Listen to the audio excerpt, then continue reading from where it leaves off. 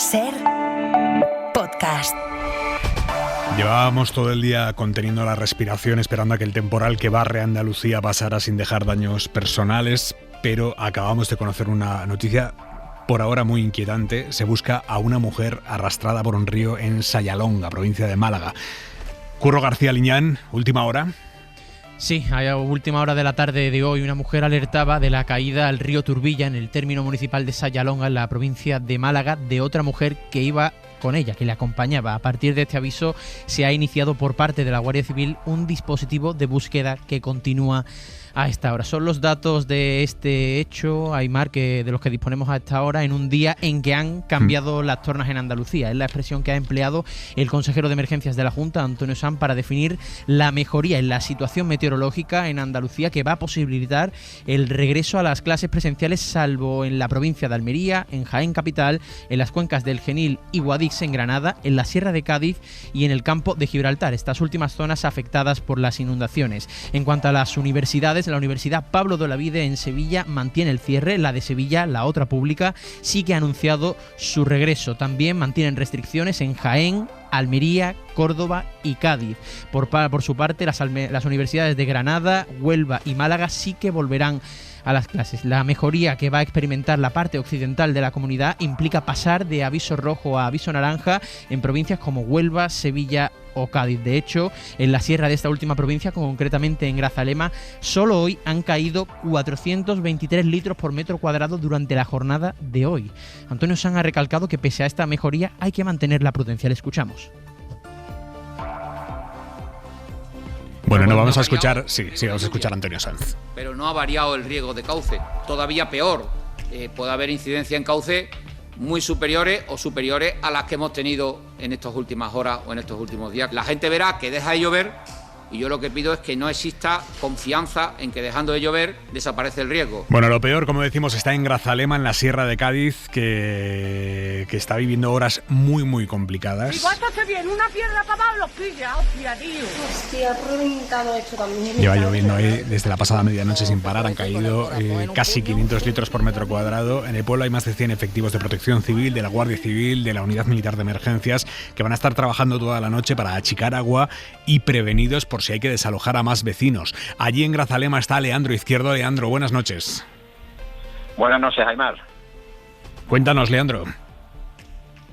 La situación ahora mismo, como tú decías, es muy compleja, muy complicada. De eso, la última actualización de la EMET a las 9:30 de la noche nos da unos datos de 526,9 litros desde que comenzó la alerta roja la pasada medianoche. Ahora el punto crítico se ubica en la presa del Fresnillo. La gran acumulación de agua está provocando el riesgo de colapso de uno de los diques de la presa, circunstancia que ha obligado a extremar las medidas de seguridad. En este momento, efectivos de la UME trabajan en esa zona utilizando autobombas para evacuar agua, además de desviar todos los cauces de los arroyos a la zona de los areneros para reducir los riesgos. La buena noticia es que las precipitaciones están remitiendo, aunque la situación sigue siendo crítica en Grazalema, con más de 60 personas desalojadas. Los vecinos y vecinas están solicitando ayuda por redes sociales y lo que más se precisa en este momento son calcetines de diferentes tallas y autobombas para achicar agua. Lo que nos dicen desde la Junta de Andalucía es que han llegado a hacer un estudio de ingeniería de esa presa del Fresnillo, porque era tal la cantidad de agua que estaba entrando que se ha querido comprobar si estaba preparada para soportar tantísima agua. Ha habido momentos de inquietud porque no dejaba de llover, pero como digo, lo que nos dicen esta noche desde la Junta de Andalucía es que esas pruebas han determinado que no hay riesgo de que la presa se rompa. Y para mañana, ¿qué viene? Jordi Carbó, buenas noches. Buenas noches. La idea de lo que viene no solo para mañana, sino los próximos días es no bajar la guardia. De entrada, dato de última hora de Grazalema, ya son 527 litros por metro cuadrado caídos desde la medianoche pasada, casi 600 si sumamos los de ayer. Todavía quedan un par de horas de lluvia como la que ha caído las últimas horas, es decir, podríamos superar los 600. A partir de la medianoche la lluvia caerá con pausas y sin tanta intensidad, pero esta situación de menos horas de lluvia y menos intensidad se mantendrá como mínimo hasta el sábado. En la mesa del análisis esta noche, Fernando Berlín, ¿cómo estás? Buenas noches. Marisol Hernández, buenas noches. Buenas noches. Y Carlos Cue, muy buenas noches. Hola, buenas noches. Elon Musk llamó ayer traidor, tirano, fascista totalitario, Dirty Sánchez al presidente del gobierno, y hoy se ha sumado el CEO de Telegram.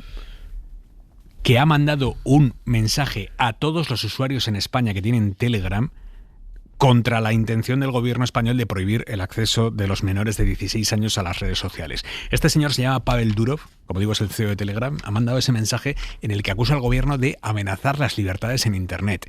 Dice que estas medidas pueden convertir a España en un estado vigilado bajo el pretexto de la protección.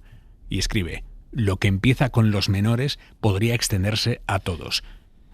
Pedro Sánchez ha contestado con un mensaje en la red social de Elon Musk diciendo: dejad que los tecnoligarcas ladren, Sancho, porque es señal de que cabalgamos. Más allá de este choque de placas, este espectáculo, lo que estamos viendo es serio. Y además puede tener consecuencias, porque los dueños de plataformas con muchísimo poder de penetración en la opinión pública española han puesto ya claramente en su diana al presidente español y él está aguantándoles el pulso. Guillermo Lerma, buenas noches. ¿Qué tal, Aimar? Buenas noches. Las críticas de Sánchez a la deriva de esas grandes plataformas digitales no son nuevas, pero ha sido esta vez tras el anuncio de las medidas concretas cuando sus dueños han abierto fuego dialéctico contra el presidente, que además de responder con ese mensaje en la red social X, ha emitido un comunicado oficial en el que la Moncloa acusa al fundador de Telegram de intentar erosionar la confianza en las instituciones y de usar esas aplicaciones para lanzar mentiras y ataques ilegítimos contra el Ejecutivo. La vicepresidenta Yolanda Díaz, desde Estados Unidos, cree que la intención de esa campaña es clara. Quieren acabar con el gobierno de España.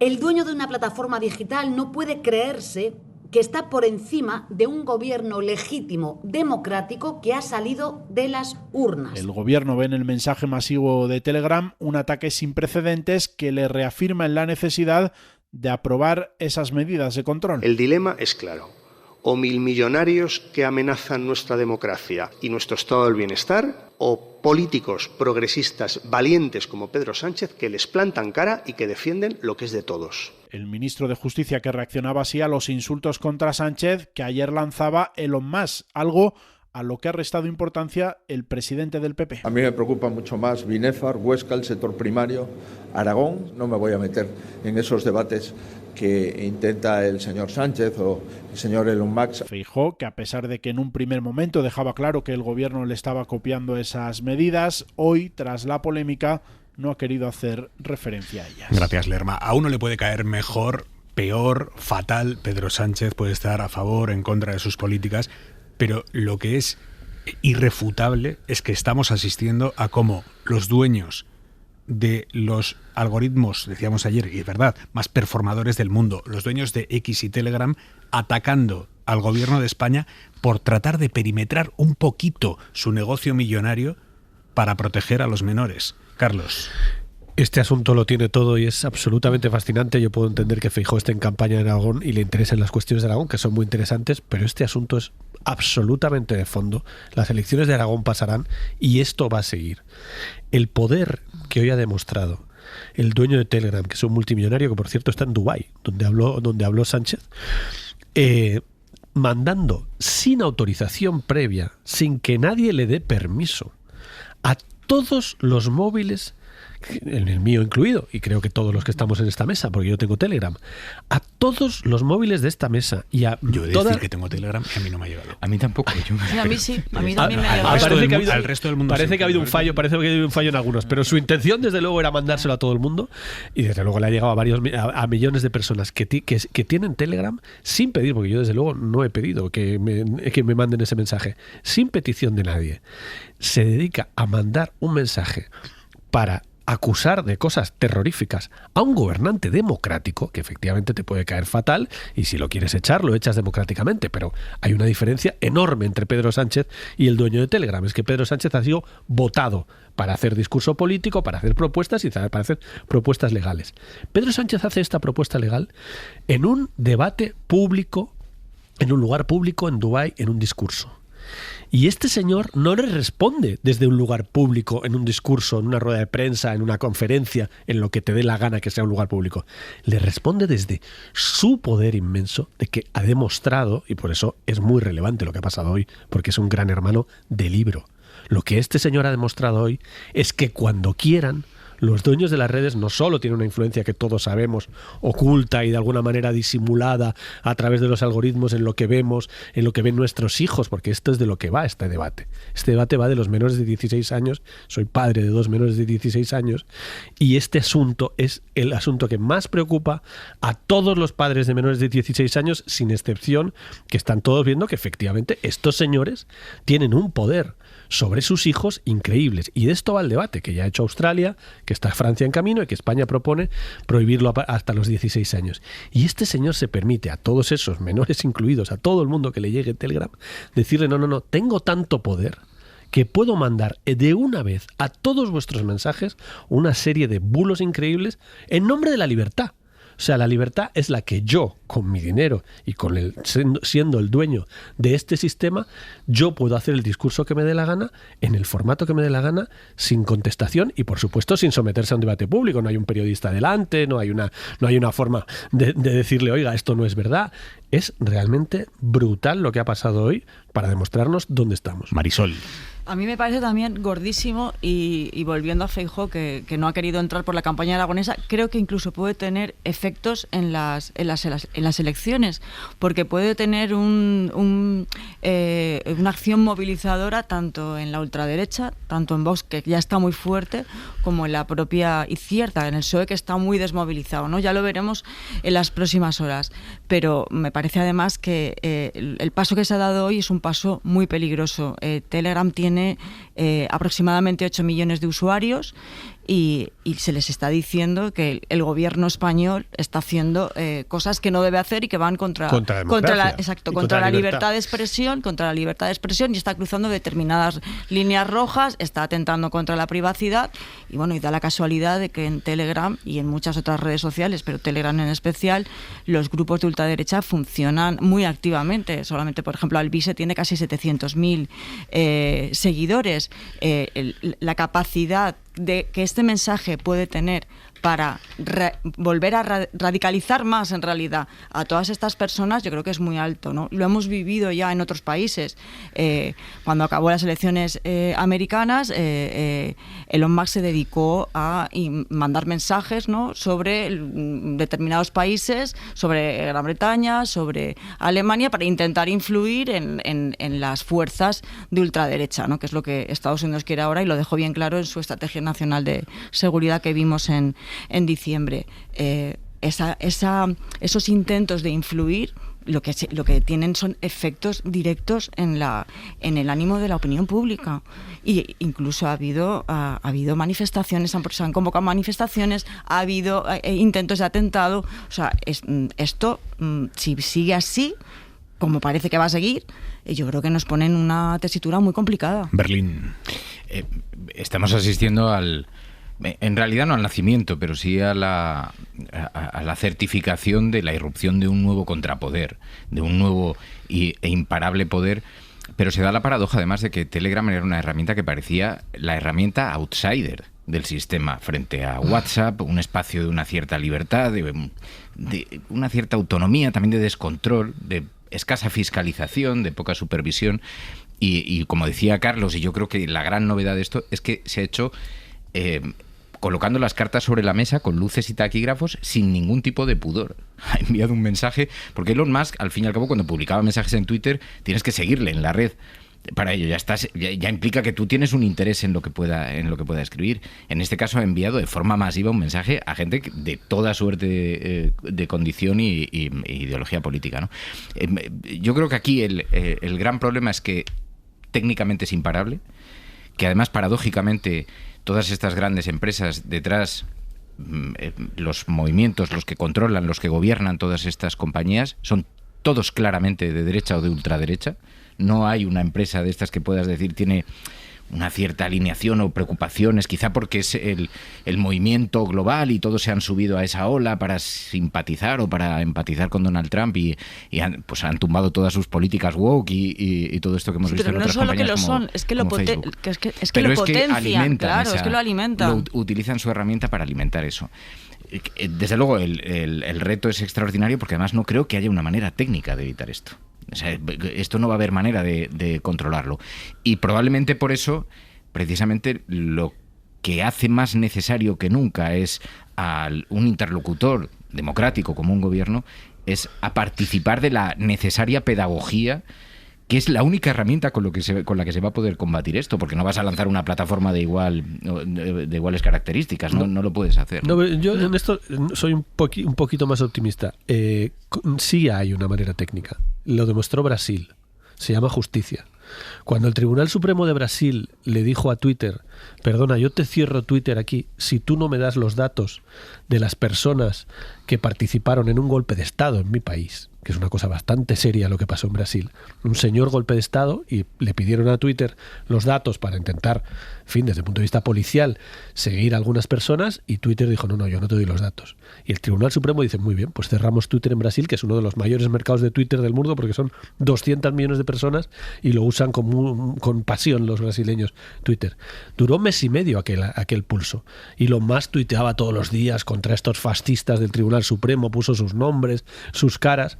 Perdió Elon Musk esa batalla. Pero porque cuesta, sí, es difícil, porque ellos son... Con pesimismo te digo, me cuesta creer que el Tribunal Supremo Español se eso alinee es, con los intereses de Pedro Sánchez en este caso. Eso es otra cosa, pero no que no exista. Quiero decir que existe porque los estados todavía, ojalá tuviéramos efectivamente un acuerdo entre los grandes estados del mundo. Hay una serie de países europeos que están intentando ponerse de acuerdo. Hay una especie de coalición fraguándose. Está Francia, está España, están otros países, porque este problema lo tenemos todos los países del planeta, el poder descomunal que tiene esta gente. Y a mí hay una cosa que me llama mucho la atención viendo redes y viendo los debates de mucha gente que es gran fan de estos tecnoligarcas y de esta gente tan poderosa, que dicen, es que están atentando contra la libertad, porque es que el Estado me va a pedir que le dé mis datos. Cuando todos los que estamos en esta mesa y todos los que nos están escuchando hemos entregado cada día, cada mañana. Yo acabo de venir en una motito de estas de alquiler, ¿vale? Que he venido hasta aquí, que suelo venir de las motitos. Para la motito de alquiler, que es una empresa normal, en fin. Para la motito de alquiler le he dado mi DNI, mi carnet de conducir, el número de tarjeta, muchas aplicaciones te piden hasta la cara, detalle. Pero mientras la verdad no importa, ni que importara la verdad, ¿no? Pero no, claro. pero que todavía lo diga el de Telegram, pero a mí lo que me fascina es que hay mucha gente que está comprando el discurso de ese es el peligro. Que los datos los tenga tu gobierno, que te guste o no tu gobierno, lo puedes echar, puedes controlar, puedes ir a la justicia a reclamar contra lo que te hace la policía, tal, que tu gobierno te espía de manera brutal y te destroza, pero estos señores que viven, este señor en Dubái, el otro en California, Elon Musk, esos son buenos y esos tienen todos tus datos para usarlos para el bien. Yo creo que ¿en qué momento le dimos la vuelta a esto y pensamos que los que nos van a traer la libertad son un señor que hoy dice, pues mira, le voy a mandar a todos los millones de españoles que siguen esto, le voy a mandar un mensaje en nombre de la libertad, hago un gesto de gran hermano tan brutal como ese, que si lo hiciera Sánchez, el día que hubo un alert en Madrid, antes del alert, el pitido orwelliano, el atentado. ¿Dónde están los del pitido orwelliano hoy? Porque no les he visto indignados con este mensaje a todos los seguidores de Marisol. No, que a mí me parece que es la prueba de que hace falta un marco regulatorio mucho más duro, claro, pero no solo a nivel español, o sea, ya ha enseñado un poco sus intenciones Sánchez, y Bruselas ya ha dicho que algunas de las cuestiones planteadas no se podrían hacer. No se puede. Es verdad, la Comisión Europea, por concretar, lo que ha dicho hoy es que le parece bien lo de prohibir el acceso de los menores de 16 años a las redes sociales, pero lo que le parece difícil es que los dueños de las empresas tecnológicas tengan responsabilidad penal por los delitos que se cometen en sus plataformas. La Comisión Europea lo que dice es que esto va más allá de la Ley de Servicios Digitales, esto nos lo ha explicado nuestro corresponsal Enrique a las 8 de la tarde, que esto va más allá de la Ley de Servicios Digitales, que es la normativa comunitaria que regula estas plataformas, y que ningún país miembro puede ir más allá que una normativa, en este caso europea. Yo creo que en realidad tiene razón lo que ha dicho Bruselas, porque no tiene sentido, y dentro del propio derecho español y el del derecho de la Unión Europea, que tenga que pagar el directivo por lo que realmente hace la empresa. O sea, la responsabilidad es jurídica de toda la empresa, no necesariamente personal de quien está en ese consejo de administración. Marisol, yo creo que tiene sentido. Te pongo un ejemplo muy fácil. El del director de un periódico. El del director de un periódico, que ahora se va, que es un compañero que suele hacer tertulia en la radio, que se llama Ignacio Escolar, y que dirige el diario.es, y que seguramente se va a enfrentar a una demanda fortísima de Julio Iglesias por información real con información real, no con un bulo, con información real, y Julio Iglesias le va a meter una demanda efectivamente de la que el Diario y Univisión se tendrán que defender con su patrimonio. Porque lo que está en juego es el patrimonio del Diario y el patrimonio de Univisión, y tienen que pagar abogados y tienen que hacer tal. O sea que el director de un periódico con información correcta se tiene que someter a que te pongan en juego tu proyecto y todo porque un millonario va contra ti, que esto va a pasar, pero el propietario de una red que se está forrando muchísimo más que el diario.es a niveles de 1 a 100.000, se está forrando con información de gente y lanzando bulos diciendo que, yo qué sé, cualquiera de nosotros es un narcotraficante, no tiene que tener ninguna responsabilidad. Hay que cambiar el concepto de las plataformas digitales y convertirlos realmente en editores de contenido, que es lo que son, no solamente distribuidores de contenido. Tienen que ser responsables de ese contenido y cambiar la ley a partir de ahí. Os veo muy optimistas, pero este ha sido el debate recurrente desde el nacimiento de Internet y la industria. De eso algo sabes, Berlín, de eso algo sabes. Bueno, Berlín en su momento decía que no había que hacer nada. Tuvimos grandes debates. Sí, por eso, era de los de dejar hacer. Pero porque es inevitable. Porque no es inevitable, la línea que separa la libertad de expresión del dueño de la plataforma poniendo un mensaje que en esencia es su opinión sobre lo que esa norma puede producir. Creo que lo que le ha escocido no es que los menores no puedan acceder, que no le veo una gran preocupación con los menores, sino que puedan imputarle a él los delitos. Claro, pero es que ese es el tema. Por cierto, para entender bien lo que les importa a estos oligarcas tecnológicos, la pluralidad, la libertad de expresión, la libertad de información, Jeff Bezos, que es el dueño de Amazon, que se compró el Washington Post, ha anunciado hoy que se carga casi la mitad de la redacción. Va a despedir a 300 periodistas de los 800 que tiene el periódico. El Washington Post es una institución periodística. Y se avecina una escabechina. Laura Bermejo. Sí, aseguran que se trata de un reinicio estratégico, un reinicio que comenzó cuando el multimillonario y dueño de Amazon, Jeff Bezos, compró el diario estadounidense hace ya 2 años. Desde entonces, y con la drástica virada editorial de independiente a republicana, apoyando a Donald Trump, los suscriptores han caído en picado. Y ahora el periódico ha mandado a la calle a más de 300 periodistas. Así ha anunciado a los trabajadores el editor ejecutivo que estaban despedidos a través de Zoom. Una noticia que ha revolucionado el panorama mediático de todo el mundo. La sección de deportes ha caído casi al completo y ha habido recortes en el área internacional, en local y en las corresponsalías. La reportera, que está cubriendo la guerra de Ucrania ahora mismo para el Washington Post, se ha enterado de su despido en plena cobertura. No tengo palabras, me acaban de despedir del Washington Post en plena zona de guerra. Estoy devastada, ha escrito en su cuenta de Twitter. Sally Quinn, una conocida colaboradora del periódico, ha asegurado en la CNN que esto es una tragedia y que la única palabra que le sale es duelo. I think the only word I can say is grief. Everybody's in a state of grief. La dirección del Post ha admitido que este plan de ajuste supondrá un gran golpe para un periódico conocido por sus grandes exclusivas, como la del Watergate o los papeles del Pentágono sobre la guerra de Vietnam en los años 60. Hoy hemos conocido los datos del Eurobarómetro, que es la encuesta sobre el estado de opinión de los ciudadanos europeos que se hace en toda la Unión, en todos los países, es completísima, ayuda a dibujar cómo evolucionan las preocupaciones de los europeos, en qué lugares de Europa preocupan más determinados asuntos, en cuáles menos. Bien, en este Eurobarómetro hay datos muy interesantes que hemos estado escudriñando de arriba abajo durante todo el día con el corresponsal comunitario de la SER, que es Enrique García Pozo. Los hemos estado escudriñando para traerlos aquí esta noche. Enrique, buenas noches. ¿Qué tal, Aymar? Buenas noches. Por ejemplo, que a los españoles nos preocupa más que a la media de europeos los discursos de odio o la desinformación. Sí, el Eurobarómetro pregunta a más de 26.000 europeos de todas las edades por algunas de las cuestiones que están vertebrando el debate europeo, y es muy interesante comprobar cómo cuestiones como los discursos de odio, ahora que se debate también poner límites a esos discursos en las redes sociales, es como mínimo curioso comprobar que los españoles somos más sensibles o estamos más preocupados por el avance de estos discursos en el debate público que el resto de europeos. Al 82% de los españoles esto les preocupa mucho. mucho, frente al 68% de la media europea. El 85% de los españoles se muestran muy preocupados por las amenazas a la libertad de expresión. Son casi 20 puntos más que a la media europea y 30 puntos más si lo comparamos con lo que responden los alemanes, y con un poquito menos de diferencia, pero el asunto preocupa mucho menos a los franceses o a los italianos. Los españoles priorizan o priorizamos entre nuestras inquietudes el contenido falso generado por la IA, la desinformación en redes, o esto es de estricta actualidad, lo estabais hablando. Al 72% le preocupa mucho el control de las redes sociales por parte de unas pocas empresas, frente al 63% de la media europea. Y también preocupan en España, por encima de la media europea, este es el término que utiliza la encuesta, los flujos migratorios descontrolados. Eso es, preocupa mucho al 65% de los europeos, pero en el caso de los españoles nos preocupa más, nos vamos al 73%.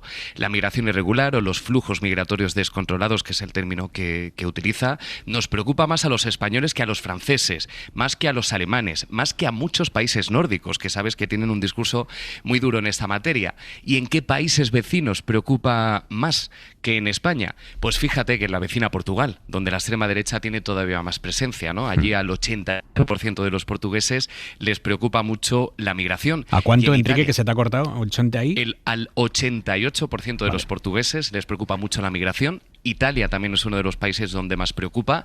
Allí preocupa mucho al 81% de los italianos. Hay algo que es muy significativo, Enrique, porque allí en Bruselas, donde estás tú, en las capitales del norte de Europa, en el debate comunitario, digamos, se ha instalado desde hace tiempo la idea de que los países del sur de Europa no queremos implicarnos tanto en temas como el gasto en defensa, porque no nos preocupa tanto la guerra o la seguridad como a los países del norte. Bien, los datos dicen lo contrario. No, nos preocupa mucho. De hecho, cuando se pregunta por seguridad, por defensa, por ataques híbridos, nos preocupa a los españoles por encima de la media europea. Por encima incluso, ojo, de países como Lituania, fronteriza con Bielorrusia, ¿no? Le sacamos 10 puntos. El 70% de los lituanos se muestran muy preocupados cuando le preguntan por las guerras cercanas a las fronteras de Europa, frente al 84% de los españoles. La media europea está en el 72%. Pero es que nos preocupa más la guerra, la seguridad, la defensa. Nos preocupa más a los españoles que a los alemanes o a los polacos, donde sus gobiernos, han tenido una postura más contundente o están gastando más en defensa. A nosotros nos preocupan mucho más esas amenazas. Y por terminar, Aimar, esto es muy llamativo, porque estamos hablando de preocupaciones todo el rato, pero cuando se pregunta por cuáles deben ser las áreas o las políticas en las que la Unión Europea debe centrarse para consolidar su posición en el mundo, la mayoría de europeos responde que la seguridad y la defensa. Pero hay dos excepciones, la excepción sueca y la española. Los suecos dicen que tenemos que centrarnos en promover los valores democráticos como prioridad en el contexto global. Y los españoles apostamos, adivina por qué. ¿Por qué? Por la educación y la investigación. Enrique García Pozo, corresponsal comunitario de la SER. Gracias, buenas noches. A vosotros, buenas noches. Hoy Elisa Moulía ha retirado su acusación contra Íñigo Errejón. Le denunció por abuso sexual, pedía para él 3 años de cárcel, llevaban 1 año y medio de proceso judicial. Y hoy Moulía ha anunciado que retira su acusación porque, según ella, lo justifica en razones de salud y porque se ha sentido sola, porque ninguna otra mujer ha denunciado y que ella no va a tirar del carro sola. Esto es lo que ponía en el escrito que le ha mandado al juez y esto es lo que acaba de decirle a Europa Press. Mira, yo no puedo continuar con esto sola, son más de 10 víctimas y yo ya creo que bastante he hecho dando la cara, diciendo que todo será cierto, pero es que yo ya de verdad que me quiero retirar porque creo que la verdad tiene que continuar sola. Si la audiencia provincial considera que, como ha considerado el juez y la fiscalía, que hay veracidad en absolutamente todo, continuará, pero yo quiero demostrar que no quiero nada más. Bueno, esta decisión que ha tomado Moulía deja la causa en una situación de incertidumbre total, porque la Fiscalía decidió no acusar a Errejón de nada, sino pedir el archivo. Y ahora la acusación particular, que es la que ejercía la víctima, Elisa Moulía, se retira. Pero cuando ya se había abierto juicio oral. Ni en el juzgado que tiene que juzgar esto saben a esta hora qué pasa.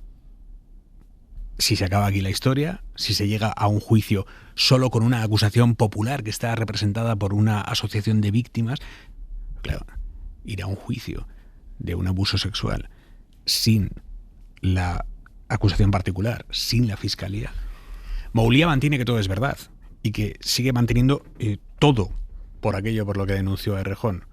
Pero al mismo tiempo es probable que ahora ya nunca se celebre un juicio en el que Errejón pueda defenderse y pueda quedar por escrito si es culpable o si es inocente.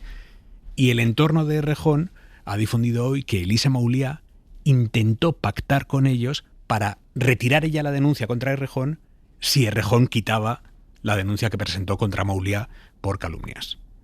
Isabel Vega. Hola de nuevo, Aymar. Sí, la renuncia de Moulia se produce en un momento en el que, al margen de un recurso pendiente, solo queda ya que se celebre el juicio. La cuestión es que la Fiscalía aquí no acusa a Errejón y ella, que pedía 3 años de cárcel por un delito continuado de abuso sexual, retira la acusación. En principio, con este panorama, Errejón no llegaría a ser juzgado, aunque hay una acusación popular en este caso, una asociación de víctimas que quiere sentarle en el banquillo. Será la Audiencia Provincial quien determine si es suficiente o hay que parar máquinas. Moulia lo que dice es que abandona por razones personales y de salud, porque ha cargado ella sola con un proceso en el que parecía que iban a sumarse más mujeres. Dicen en el entorno de Errejón que hace unos días ofreció un pacto.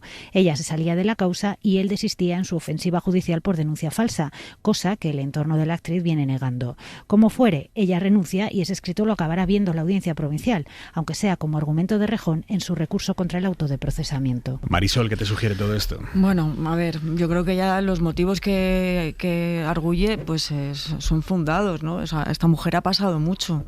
Al principio prácticamente nadie la creía, su relato fue cuestionado, ha sufrido, yo creo, una campaña de desprestigio muy, muy grande y aún así ha seguido adelante y la investigación indiciariamente le ha dado la razón, ¿no? Se abrió el juicio oral contra Errejón porque se determinó que el relato que ella había sostenido de ese presunto abuso sexual era sólido, ¿no? Entonces, yo creo que para mí es una lástima, sinceramente, que no siga, aunque la entiendo, porque lanza un mensaje negativo a otras posibles víctimas, ¿no? que han visto cómo ha sido tan complicado para ella mantener la acusación, como es verdad que ha estado muy sola, aunque siempre ha habido mucho ruido alrededor de Errejón de que podía haber otras mujeres afectadas.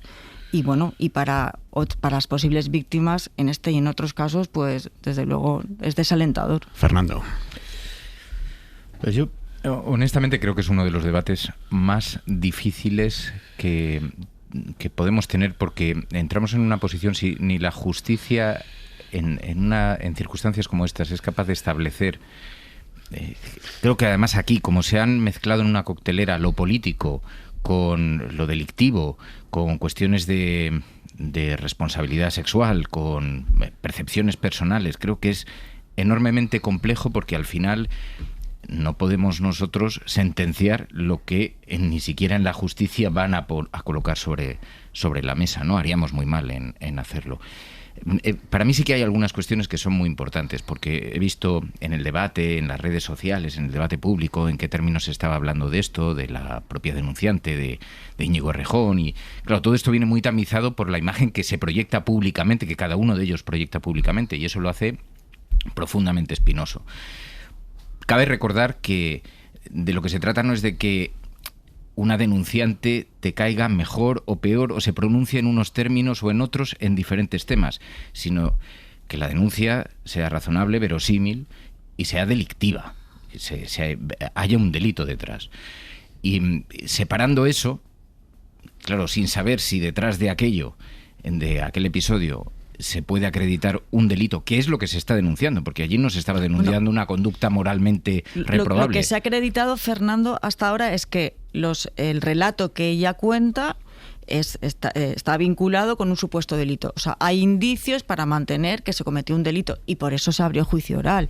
O sea, ese paso se ha dado. Otra cosa es que ahora no se pueda poder sentenciar posiblemente. Pero todo con pero la no enorme solo es una complejidad, denuncia, hay una investigación detrás. Todo con la enorme complejidad de los matices, porque paralelamente la Fiscalía pidió el archivo.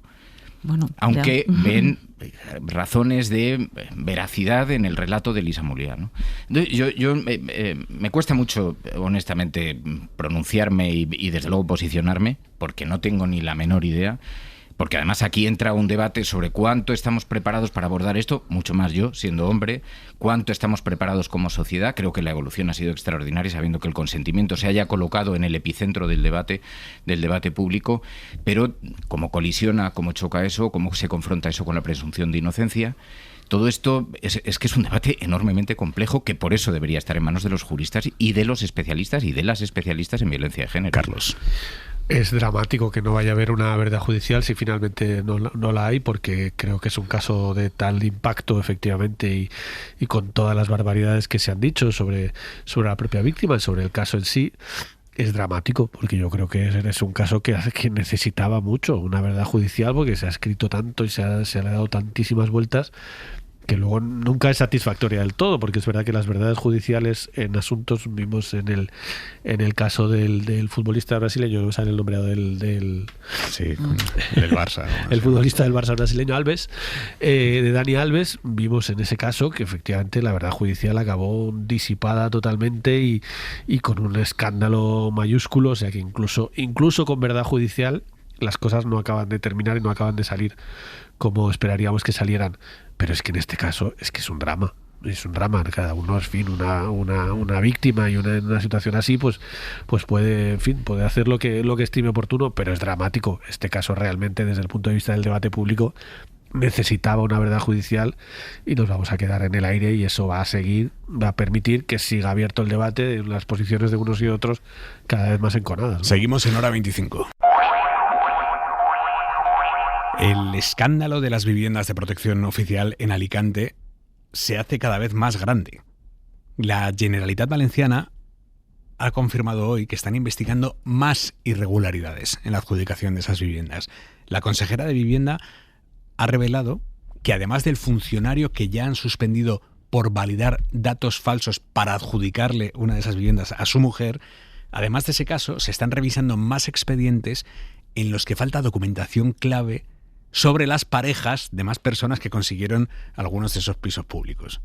Joan Jimeno. Sí, es la misma Generalitat que en un primer momento, por boca del presidente Juanfran Pérez Llorca del PP, se apresuró a decir que todos los beneficiados cumplían con los requisitos. Ahora dice que está investigando más irregularidades tras conocer que un técnico de la Consellería de Vivienda trampeó el proceso para adjudicarle uno de estos pisos a su mujer, que a su vez trabaja en la Concejalía de Urbanismo de Alicante. Lo ha confirmado hoy la consellera Susana Camarero. Se ha seguido investigando los expedientes y sí que hemos podido comprobar que en alguno de los expedientes falta información. En alguno de los expedientes donde el solicitante o la solicitante dice estar en separación de bienes, falta información sobre el otro cónyuge, bien información de ingresos o bien información de propiedades. Tanto la Generalitat como el gobierno alicantino se apresuran ahora a investigar este escándalo a fondo. El ayuntamiento va a revisar uno a uno los nombres de todas las personas que consiguieron una de estas viviendas y los va a cruzar con la lista de sus funcionarios para comprobar si hay más empleados o cargos públicos que hayan accedido a esta promoción de vivienda protegida, más allá, eso sí, de la concejala de urbanismo ya dimitida, los hijos y el sobrino de una directora general que también ha cesado o de un arquitecto municipal. Intenta gestionar así la crisis el alcalde Luis Barcala, también del Partido Popular, a pesar de que un informe interno del Ayuntamiento de Alicante ya alertó hace un año, sin que nadie hiciera nada, de los posibles conflictos de intereses en la adjudicación de estos pisos públicos, que por cierto están en una zona selecta de Alicante. El Servicio de Gestión Patrimonial del Ayuntamiento elaboró un documento en enero del año pasado cuando vio los nombres y apellidos de los que habían accedido a esta urbanización. Entonces se encendieron las alarmas por los vínculos de algunas personas con funcionarios que habían participado activamente en el proceso de adjudicación de las viviendas, pero, lo dicho, nadie hizo nada. Más allá de esto, el tema va a más. El diario Información ha publicado esta semana unos audios de personas interesadas en comprar uno de los pisos de esta promoción que ya estaban a la venta en un portal inmobiliario el pasado verano. Como el precio está topado al ser vivienda protegida y está muy por debajo del precio de mercado, les pedían la diferencia en negro. Tendríais que entregar del metálico que hablamos 172.000. Yo sé que es mucho, pero os tengo que transmitir lo que me dice el propietario. Normalmente lo que se hace es que el mismo día de la notaría se queda un ratito antes, se entrega esta cantidad de dinero y ya nos vamos todos juntos a la notaría. Porque en las notarías esa transacción no se puede hacer. También se pusieron en alquiler algunas de estas casas por 1.600 euros al mes el verano pasado. Eso sí, todos estos anuncios ya no existen, igual que tampoco existen los anuncios en los que se alquilaban y se vendían plazas de garajes en esta urbanización. Algunas de ellas salieron a la venta por 25.000 euros. Es que lo tiene todo esto, Carlos. Absolutamente lo tiene todo, y tiene la historia de la vivienda pública de este país, que es un despropósito integral. Hemos hecho un desastre. Como país hemos hecho un desastre. Somos un país que ha construido bastante vivienda pública, incluso durante la dictadura. Se ha construido bastante vivienda pública. No somos de los países de Europa que menos vivienda pública ha construido. Y la hemos derrochado entera. La hemos convertido, yo lo suelo contar esto, yo vivo en una casa que fue de protección oficial en algún momento de su historia, cuando la construyeron en 1971. Y yo obviamente no la compré a precio de protección oficial, como os podéis imaginar. La compré a los herederos del señor al que los impuestos de todos los demás le financiaron la gran mayor parte de la casa, y sus herederos pegaron un pelotazo increíble con mi hipoteca, evidentemente, como la de tantos otros, y que me costó muchos años. Pues evidentemente es un despropósito. La mayoría de los países de nuestro entorno no lo han hecho así.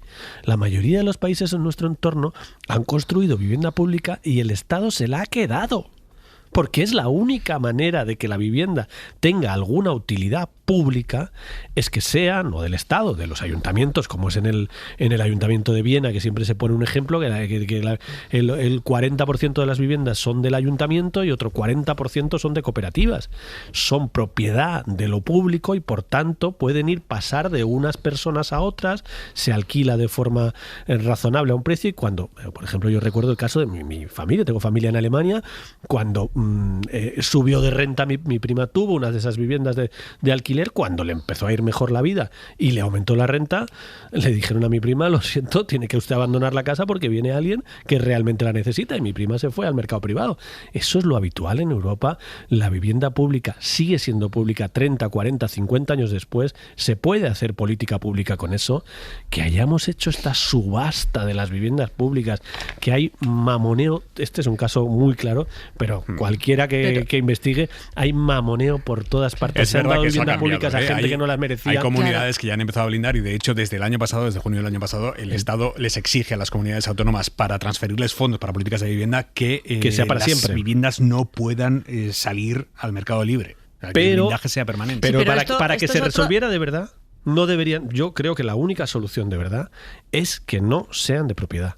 La única solución de verdad, que sean de alquiler, sean del Estado, y el Estado las gestione. Y así podríamos, por ejemplo, ahora esto de los desahucios, ¿qué pasaría si hubiéramos hecho bien las cosas?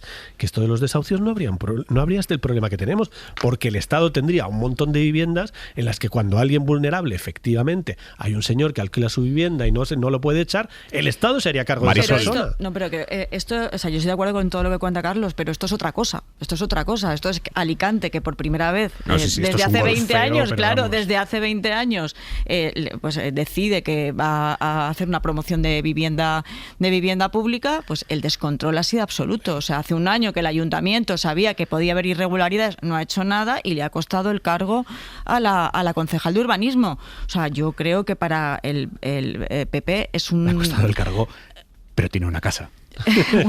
Que no va a perder, pues oye, que no va a perder, mira, ¿no? pues exacto, pues cierta compensación ha tenido. Pero para ya. el PP valenciano esto puede ser un tema gordo, ya es un tema gordo y puede crecer más, porque además donde son más fuertes es en Alicante. O sea, en Alicante la hegemonía del PP, desde luego en la ciudad sin duda, pero también en la provincia. Y ahora, cuando ya Mazón estaba en discusión, o sea, estaban en empate técnico, no sé cómo están ahora las encuestas, el PSOE y el PP, pero todavía no subía más los socialistas, porque en Alicante para ellos es prácticamente inexpugnable. No sé qué consecuencias va a tener ahora en el Partido Popular y en el nuevo presidente de la Generalitat, pero es un caso de corrupción que yo lo veo gordo, desde luego. Que se hayan emitido datos de las unidades familiares conscientemente en un proceso que rompe completamente la objetividad, la imparcialidad, en documentos que tienen validez pública. Para mí, yo es que estoy de acuerdo con lo que decía Carlos. Me cuesta creer que los españoles tengamos una predisposición genética para el chanchullo, pero tenemos una herencia relacionada con la corrupción emanada del franquismo que lo ha empapado absolutamente todo. Y este mismo asunto, porque si aquí se nos ocurriera abrir un debate en esos términos en España, la mitad del país se incendiaba. Claro, porque la mitad del país es beneficiaria. Porque la mitad de eso. del país no solamente participa, sino que ya estaríamos hablando del libre mercado, pero de cómo esto cuando otros países... Que pase ahora, o sea, que nos haya pasado durante todos estos años, pero que siga ocurriendo ahora. Claro, pero lo peor es, como decía Carlos, que es un secreto a voces, que esto es un ejemplo de los cientos de miles que seguro podemos obtener en cualquier promoción de esta naturaleza en este país. Porque todos conocemos algún caso de alguien que entró en una vivienda de protección oficial que no podía venderla hasta el número de años que no sé qué, y como los vericuetos del sistema han hecho, o no hay más que pasarse por algunas de estas zonas y ver los carteles de se vende colocados en la fachada, ¿no? Insisto, no es una cuestión de predisposición genética, es una cuestión de herencia cultural. Y de sistema. De falta de control. Si tú cambias el sistema, cambia la herencia genética. Quiero decir, si tú cambias, la regulación cambia las costumbres de los pueblos. A mí esta cosa de, no es que los españoles, oiga, ponga usted regulación y de repente a la vuelta de 10, como cuando dijeron esto de, ¿te acuerdas? La ley del tabaco, no, es que los españoles... va a ser imposible. Bueno, cambias la regulación, resulta que no fumamos en los bares. Oiga, que esto se trata de regulación, pero hay que tener una valentía política enorme para decirle a miles de ciudadanos que están esperando las viviendas de protección oficial, oiga, se las vamos a dar pero en alquiler.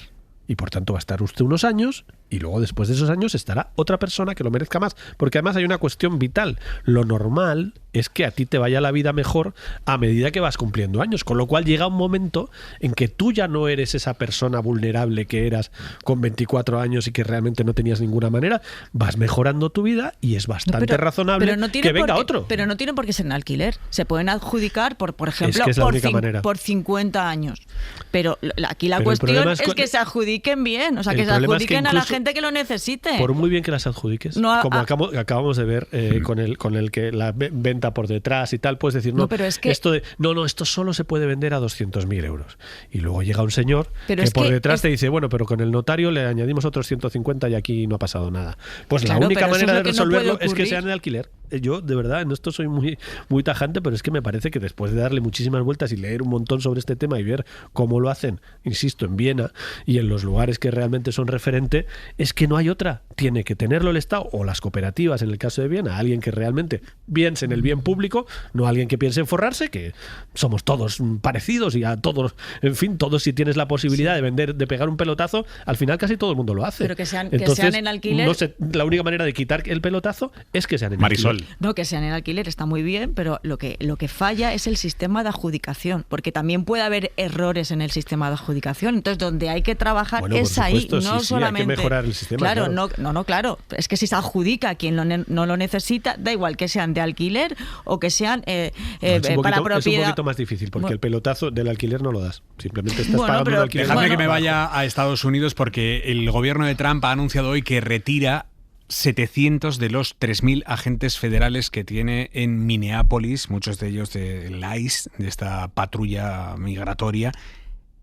Dicen que los retiran porque la policía de Minneapolis está empezando a colaborar con ellos y que ya no necesita tener tantos agentes federales. Vamos, aquí lo que está pasando es que Trump está viendo la sangría política que le está suponiendo esto, a raíz sobre todo del asesinato a sangre fría de Alex Pretty, el enfermero al que se cargaron, ejecutaron a tiros en la calle mientras grababa con su teléfono los abusos del ICE.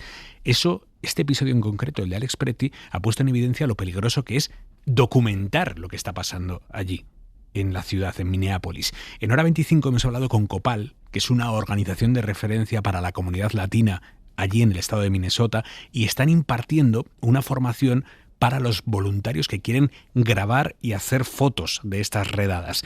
Calculan que desde que empezó la crisis, 26.000 personas han contactado con ellos para pedir información de cómo tienen que hacerlo. Marisol Rojas.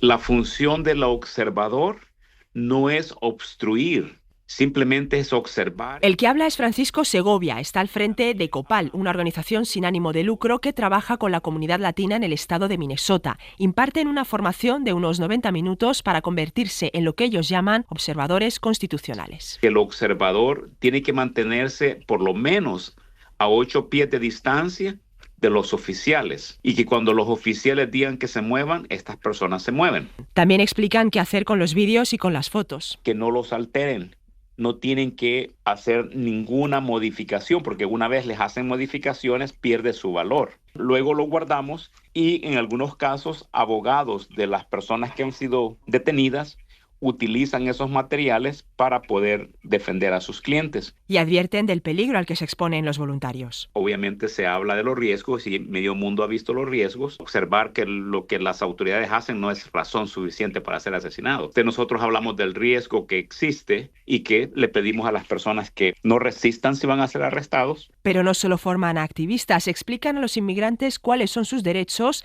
y les dicen qué tienen que hacer si un agente del ICE llama a la puerta. Tiene que tener una orden de un juez para poder entrar a la propiedad.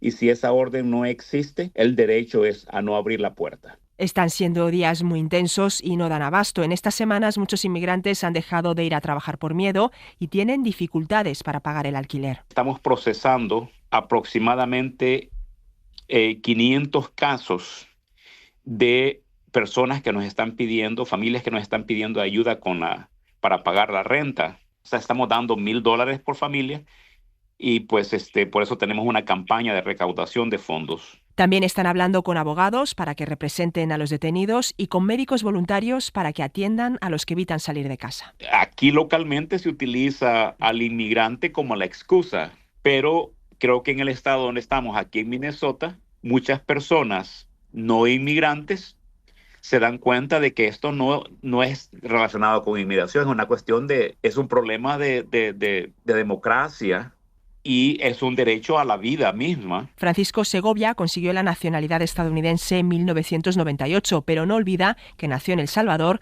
y que cruzó la frontera junto a su pareja embarazada de 6 meses. Hora 25. Con una noche de copa para perdérsela. Manu Carreño, muy buenas. A punto de llegar a las 11 y a punto de llegar a semifinales la Real Sociedad, que va ganando 2-3 al Alavés. Lo bueno para la Real en este caso es que con 2-1, ganando el Alavés, ha fallado un penalti Toni Martínez, que podía haber sido el 3-1, de ese supuesto 3-1 al 2-3, con el que ahora mismo la Real estaría en semifinales. Está a punto de acabar el partido, que está en tiempo de descuento. Y también, novedad ahora en el partido que se juega en Mestalla, estaban con empate a 1 Valencia y Athletic Club de Bilbao, y acaba de marcar Iñaki Williams en el 95. Habían dado 7, así que ahora mismo Valencia 1, Athletic de Bilbao 2. El Athletic de Bilbao sería semifinalista, no ha terminado. El que sí acaba de terminar, me dice Antonio ahora mismo, es el Alavés 2, Real Sociedad 3. Así que, Aimar, la Real a semifinales. Vamos. Venga, Manu, gracias. Adiós. Chao.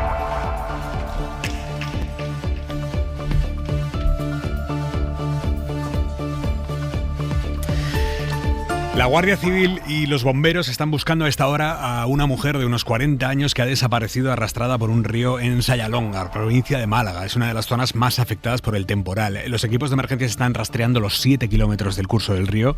La mujer había salido a pasear el perro por la zona junto a una vecina, que es la que ha dado el aviso de que su amiga ha caído al río y se la ha llevado el río. Allí nos vamos, era Sarquía. José Luis García, última hora.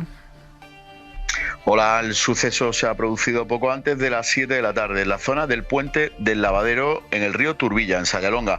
La mujer desaparecida de unos 40 años había salido a pasear a su perro junto a su pareja y habían bajado hasta el río, cuyo caudal ha experimentado una gran crecida durante todo el día por las lluvias que se están registrando en esta zona de la provincia de Málaga. El perro se ha lanzado al agua y la mujer se ha tirado para intentar rescatarlo y ha sido arrastrada por la corriente. Su pareja ha dado inmediatamente la voz de alarma y se ha activado un dispositivo de rescate con personal del Ayuntamiento de Sayalonga, bomberos del Consorcio Provincial de Málaga, que han desplegado en la zona todos los efectivos del Parque de Belén Málaga, y Guardia Civil con las unidades de rescate subacuático y de montaña. Se están rastreando ya los 7 kilómetros del cauce entre el lugar del suceso en Sayalonga y la desembocadura del río en el municipio vecino de Algarrobo. El dispositivo ha rescatado al perro vivo, pero por el momento no hay rastro de la mujer desaparecida. Gracias, José Luis. Es la peor noticia tras un día complicadísimo en Andalucía por el temporal. La Junta está avisando de que aunque mañana llueva algo menos, que la gente no se confíe, que los cauces van a ir muy crecidos, que se mantengan todas las precauciones y de hecho a esta hora de la noche está cambiando la información de dónde se recuperan las clases, dónde no. Curro García, buenas noches. Buenas noches, Aimar. Debido al riesgo de crecidas del Monachil, el Genil y el Darro, el Ayuntamiento de Granada ha aprobado un decreto de inundaciones por el desembalse de 2 presas. Por tanto, se suspenden las clases en esta provincia.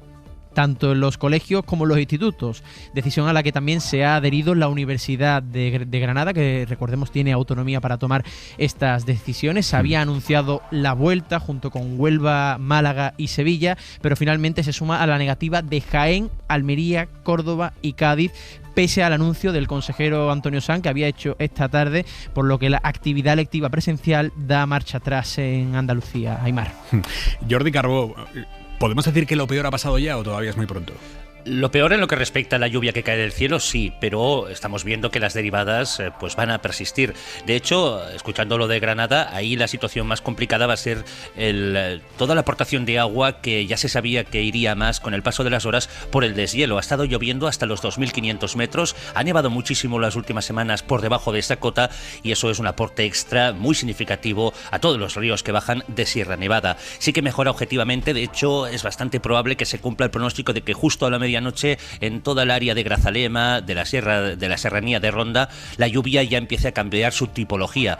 Es decir, de estar lloviendo cada hora unos 20-30 litros por metro cuadrado, incluso más, por eso el último dato de Grazalema es 550 litros por metro cuadrado, ha vapuleado el anterior récord en lluvia recogida en un solo día. Pues bien, esto es lo que va a cambiar. Mañana chubascos, pero muchas horas sin lluvia, más lluvia el viernes y de nuevo el sábado, sin llegar a la magnitud de hoy, la lluvia en toda esa área volvería a ganar protagonismo. Pero hay otros factores, aparte del hidrológico, el viento continuará soplando con fuerza, posible caída de árboles por un terreno muy reblandecido, de manera que mucha precaución y también atención en otros sitios que están saturados y mañana va a llover: Galicia, Extremadura, Castilla-La Mancha. Resumiendo, como se ha dicho, mejor no bajar la guardia. ¿Y en el resto del país entonces qué esperamos, Jordi?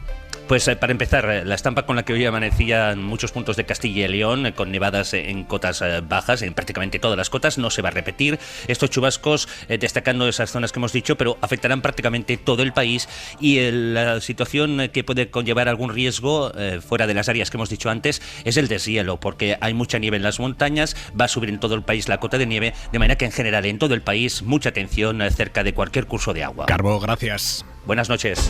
Ya está lista la última hornada de jueces que acaban de salir de la escuela judicial. Son los jueces, las juezas básicamente, porque son casi todos jueces, las juezas del futuro. El 70% de la última promoción son juezas. Mujeres con una edad promedio de 29 años y en el caso de los fiscales, 3/4 de lo mismo. Esta noche, en Hora 25, hemos hablado a las 10 menos cuarto, 9 menos cuarto en Canarias, en el banquillo con Isabel Vega, hemos hablado con Ángela Sanz y Lidia Ojeda, que son las número 1 de las nuevas promociones de jueces y fiscales. En la escuela judicial suelen venir actores que hacen de demandante o de demandado, también de denunciante o de denunciado, para un poco pues escenificar lo que va a ser un juicio real posteriormente. ¿Les hacen comentarios sobre su edad? Sí, en mi caso sí que he encontrado bastantes, no tampoco despectivos ni negativos, pero sí que entran a la sala y lo último que se esperan es ver a una persona tan joven. El futuro de la judicatura pasa por personas como Ángela o Lidia, pero también pasa por las manos de Paulino. Paulino es un nuevo juez que ha hecho saltar por los aires todas las estadísticas porque se ha sacado de la plaza de juez con 64 años. Por oposición, ¿eh? Manuel Javois, buenas noches. ¿Qué tal, Aimar? Buenas noches. Dice Paulino que va a ejercer mientras pueda, porque legalmente, nunca mejor dicho, puede aguantar hasta los 72 años. Sí, venía hoy aquí a esta sección a hablar de otra cosa, pero en cuanto leí la noticia recordé una entrevista que le hice hace ya algunos años a David Trueba, una entrevista a la que además vuelvo habitualmente porque tiene respuestas que son oro, ¿no? Y en esa entrevista él me decía esto de sus padres. Decía, eran de esa generación que no tenía cultura, pero que la cultura para ellos era lo más, no el dinero. El dinero era despreciable, lo valioso, lo impresionante era la gente culta, el profesor, el doctor, el tipo que había leído y sabía hablar. Mi madre luego me confesó que ellos rezaban pidiéndole a Dios que llegasen a ver a su hijo pequeño entrar en la universidad, porque eso era todo lo que pedían para sus hijos.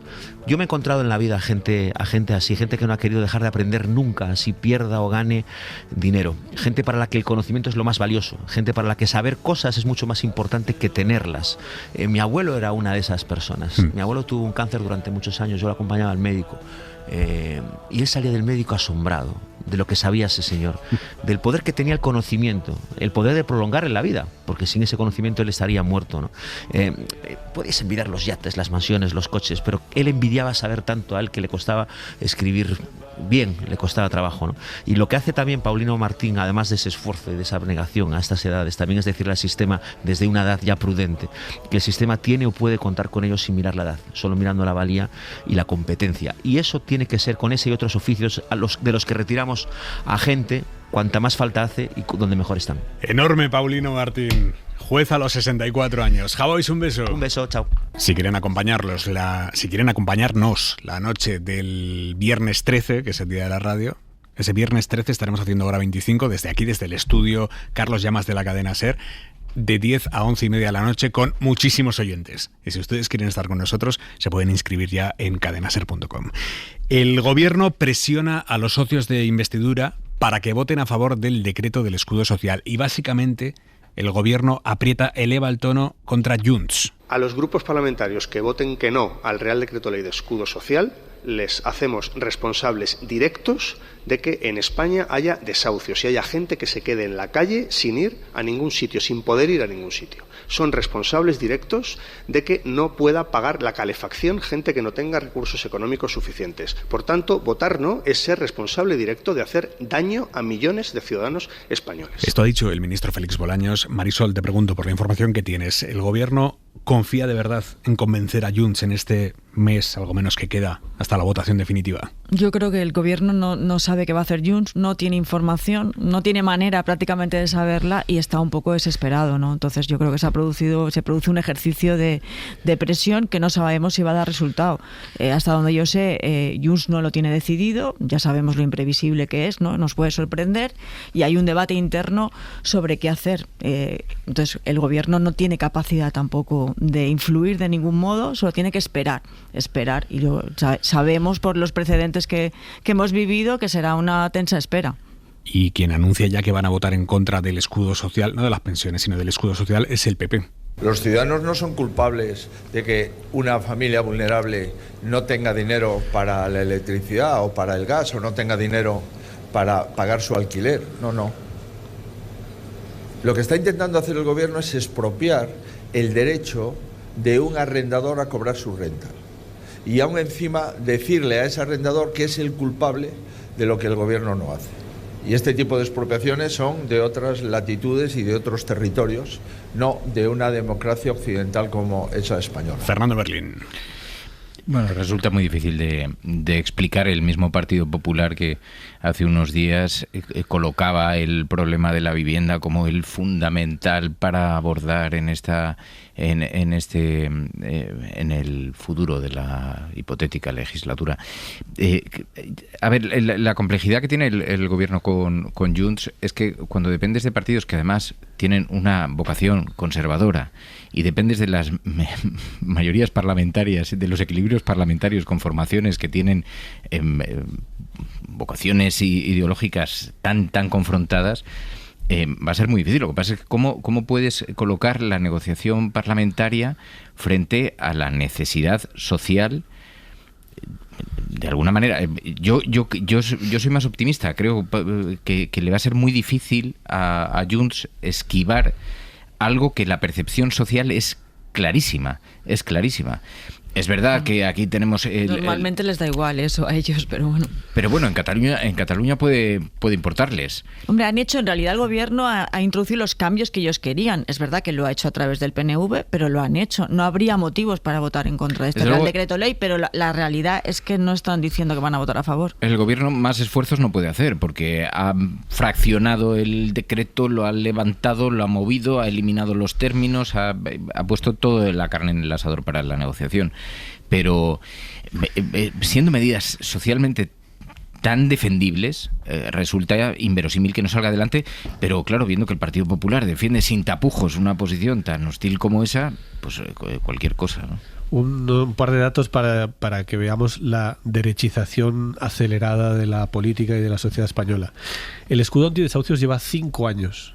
Se ha aprobado sin problemas o con dificultades, evidentemente, pero sistemáticamente se ha aprobado. El año pasado el escudo social y el escudo antidesahucios más duro que el que va ahora, porque lo han suavizado por la negociación con el PNV y han dejado fuera a la gente que tiene 1 o 2 viviendas, que era la gran queja histórica de no, pues, también la señora que tiene un piso, que es una jubilada y que alquila un piso, no podemos. Bueno, pues se saca de 1 o 2. El que incluía a las personas de 1 o 2, el año pasado Junts lo votó a favor, pero el PP también. El PP el año pasado votó a favor de este escudo antidesahucios duro. Y ahora va a votar en contra del escudo antidesahucios más suave, porque deja fuera a la gente que tiene 1 o 2 pisos. Junts el año pasado votó a favor del duro y ahora está amenazando con votar en contra del suave, para que nos demos cuenta de lo que está pasando. Lo que está pasando es que el PP tiene una presión salvaje de Vox y se está derechizando, esto que le acabamos de escuchar a Alberto Núñez Feijóo, que sabe perfectamente que el problema son las comunidades autónomas, que son las que tienen los servicios sociales y las que tienen que facilitar a la gente una alternativa de vivienda, y no las tienen porque no tienen vivienda pública, porque las comunidades autónomas en su mayoría en manos del PP, pero también las del PSOE pasa cosas parecidas. No es que expropiamos nada, las casas siguen siendo de la gente que las tiene, y evidentemente no tienen que asumir ellos el coste. Les damos, lo que pone el papel es, el Estado les dará el dinero de la renta para compensarles, para no dejar a esa persona en la calle en pleno invierno. ¿Qué está pasando? Que algunas de esas personas no están cobrando. La mitad más o menos de las que lo han pedido no les ha llegado. No lo pide tampoco mucha gente. No funciona bien el sistema, como siempre pasa en España. La ley puede estar más o menos bien, pero cuando luego vas a ejecutarla con los servicios sociales, a hacer algo armonizado, que las 17 autonomías hagan más o menos, porque los desahucios son todos iguales, que hagan algo, una estructura más o menos similar, pues no, es muy complicado. Pero Feijóo no habría dicho hace 3 años, ni de broma, habría dicho que esto es expropiación como en los países bolivarianos. Fernando, esto lo dice Feijóo porque se ha derechizado por Vox. Pero lo impúdico de todo esto es preguntarse qué alternativa propone. ¿Qué es lo que va a ocurrir si no hay escudo social? ¿Qué vamos a hacer con esas familias, que algunas de ellas son familias con críos, qué plantea para el día siguiente? Porque la labor de oposición también debe ser responsable.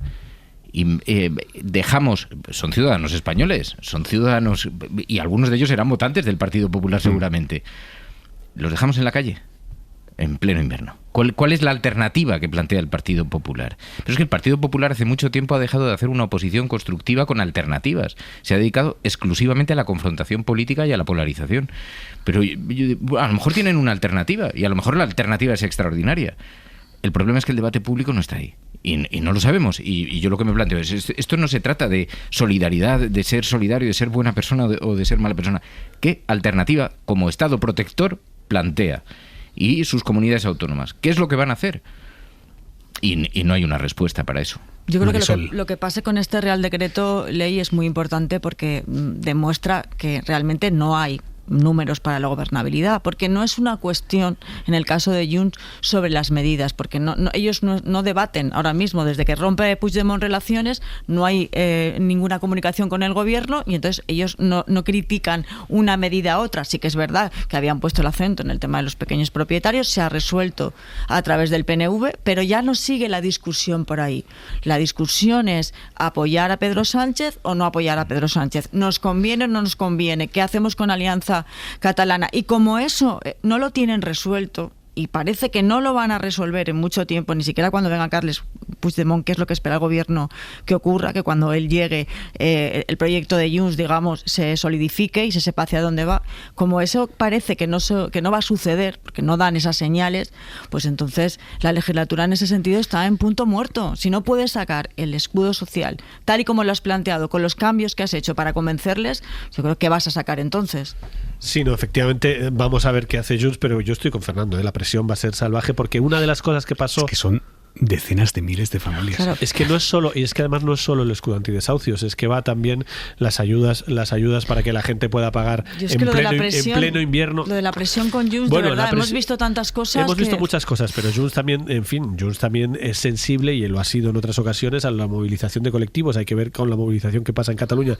Esto pasó el otro día, en el Consejo de Ministros estaba previsto, y de hecho iba en el índice, llevar las pensiones con el escudo social y los desahucios solos. Y en el último momento los ministros de Sumar, con mucha presión allí, dijeron no, ya casi antes del Consejo de Ministros, no, vamos, las pensiones solas y el escudo antidesahucios con el escudo social. ¿Por qué? Para presionar a Junts. Porque Junts ya no solo va a votar en contra del escudo antidesahucios, que lo está vendiendo como si fuera un tema de ocupación, que es absurdo. Yo me he leído el decreto, cualquiera que se lo lea, excluye abiertamente la ocupación, está clarísimo, me lo pone literalmente, el que entre forzadamente, tienes que tener un contrato. Si el escudo antidesahucios es para gente con contrato. Ninguno ocupa tiene contrato por definición. Un ocupa es un señor que sin contrato se mete en una casa que sabe que no es suya y la ocupa, pega una patada o no, pero la ocupa sabiendo que no es suya y sin contrato. Esto es gente con contrato que deja de pagar el alquiler por motivos normalmente porque ha perdido el trabajo, porque se ha ido a una situación. Eso es para esa gente. Entonces lo han metido todo junto para intentar que Junts tenga más dificultades, porque además, entre otras cosas, ni siquiera tiene que votar en contra. Se puede abstener. Con una abstención valdría. Con lo cual, no lo sé, va a ser muy difícil. Y ojo que en ese decreto van también ayudas para la Dana. Ayudas para la Dana, es que van exactamente lo que va es que las ayudas del gobierno valenciano no tributen. O sea, hay muchos perjudicados por la Dana que van a ver reducidas sus ayudas si ese decreto no sale adelante. Y el PP va a votar en contra también de eso, que el PP está claro que la presión no le hace daño porque es contra el gobierno vale todo, pero el PP también va a votar en contra de esas cosas y el PP gobierna en la Comunidad Valenciana. Hoy la AIREF, que es la Autoridad Independiente Fiscal, ha alertado de que el número de bajas médicas está aumentando mucho en España, un 60% desde 2017, y que además duran de media un 15% más que hace una década. Ahora mismo las bajas son ya la segunda mayor partida de la seguridad social por detrás de las pensiones. Lo más fácil de todo sería achacarlo a que hay gente que le echa mucho morro, que seguro, pero es que la explicación es mucho más compleja. Hay razones estructurales, por ejemplo, que las listas de espera cada vez son mayores y que cada vez hay que esperar más para que te vea el especialista y te diga si están bien, si están mal, si puedes ir a trabajar, o el hecho de que con la última reforma laboral muchos contratos temporales han pasado a indefinidos y obviamente eso también hace que sea más probable que alguien se coja una baja en su puesto de trabajo, porque antes si entre contrato y contrato te ponías enfermo, pues ya para ese segundo contrato no te cogía ni a correr. Ahora con un indefinido pues es una baja laboral. Bueno, muchas causas distintas entre sí, obviamente también gente que le echa morro, falta de controles exhaustivos en algunos casos.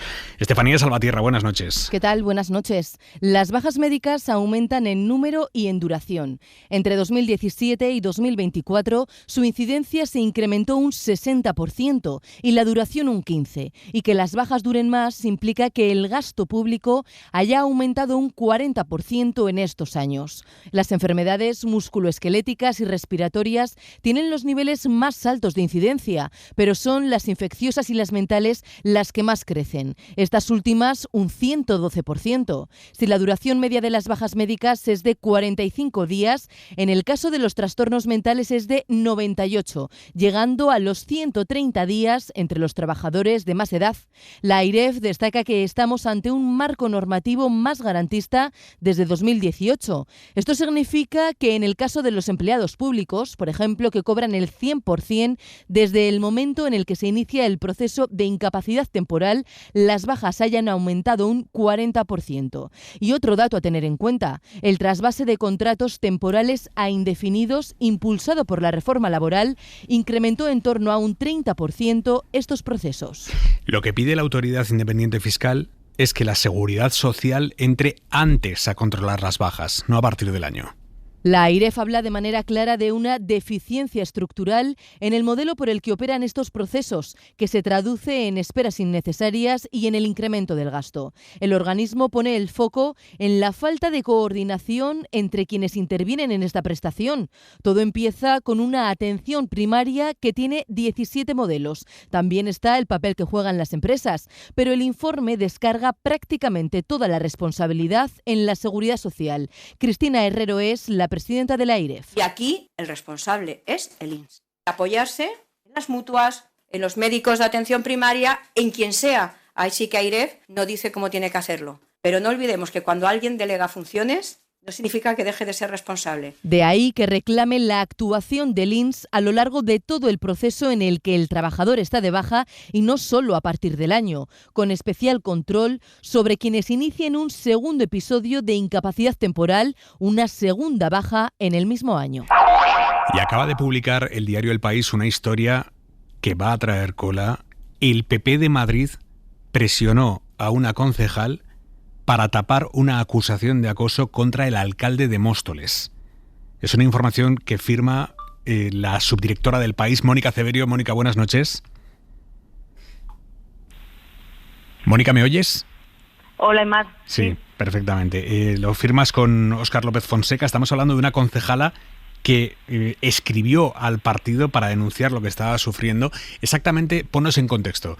¿Qué concejala es y qué es lo que sufrió?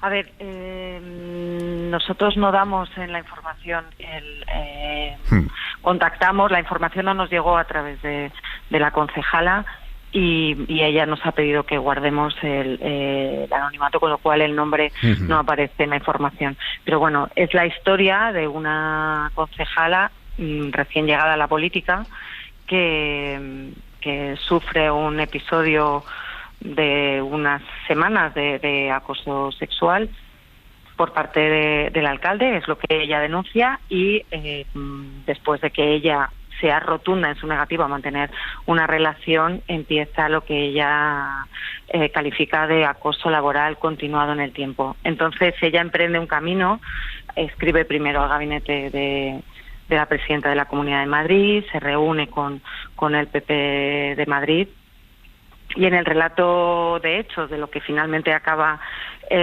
siendo una denuncia ante ya el Comité Nacional de Derechos y Garantías del PP Nacional, ahí cuenta cómo en todas las reuniones básicamente lo que hacían era intentar convencerla para que esa denuncia no se hiciera pública de ninguna manera, ¿no? Entonces ahí se relatan 2 reuniones con frases textuales en las que le dicen que cosas como protegerte es no hacer nada, el amparo del partido pasa porque te quites de la cabeza cualquier tipo de denuncia y frases de este tipo.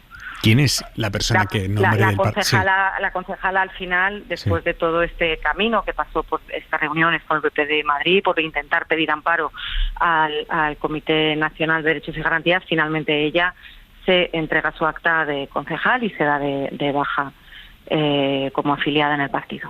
¿Quién es la persona que en nombre del partido le dice eso de la protección del partido pasa porque te quites de la cabeza denunciar? Ella se reúne con 3 personas a lo largo de las 2 reuniones. Se reúne en primera instancia con Ana Millán, que es vicesecretaria de Organización del Partido de Madrid, vicepresidenta de la Asamblea. Se reúne después en esa misma reunión con Alfonso Serrano y la otra reunión posterior la tiene Ana Millán con Lucía Paniagua. Hay frases, hay citas textuales recogidas en los escritos de esta concejala, según las cuales Ana Millán le desaconseja desde el principio que acudiera a un juzgado con frases como esta: ¿de verdad te merece la pena? Por tus hijos, por ti, por tu padre. Ayuda no es hacerlo público. Esto te va a hundir.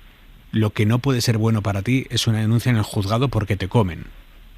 Esto es muy bestia, Mónica. Sí, hay muchísimas frases que van todas en la misma dirección de tratar de que ella no vaya a un juzgado a denunciar y que en ningún caso haga pública esa denuncia. ¿Y en el PP qué os dicen?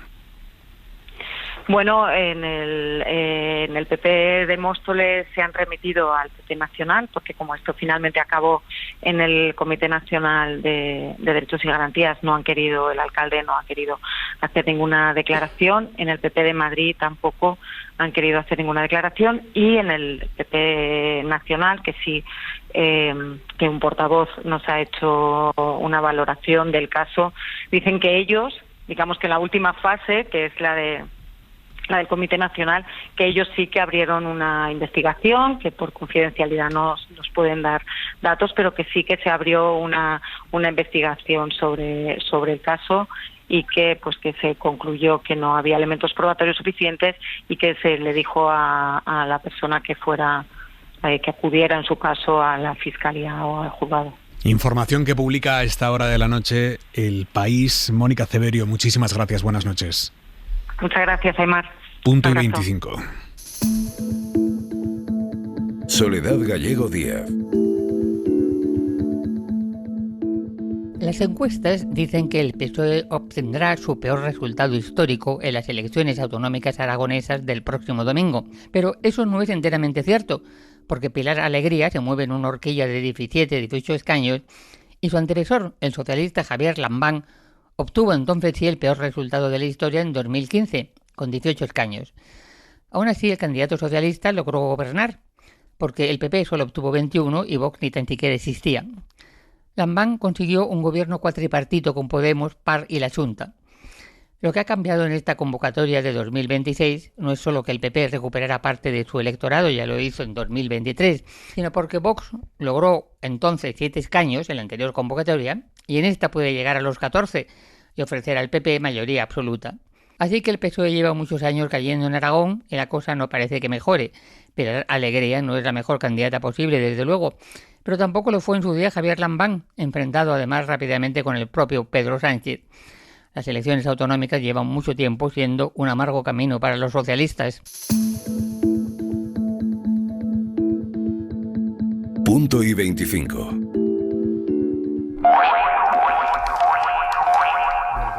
Vamos aquí, en este micrófono estoy. Hola. Así, vamos cerrando ya hora 25. Marisol Hernández, Fernando Berlín, Carlos Cué, muchísimas gracias a los tres. Gracias, hasta pronto. Para no perderte ningún episodio, síguenos en la aplicación o la web de la SER, Podium Podcast o tu plataforma de audio favorita.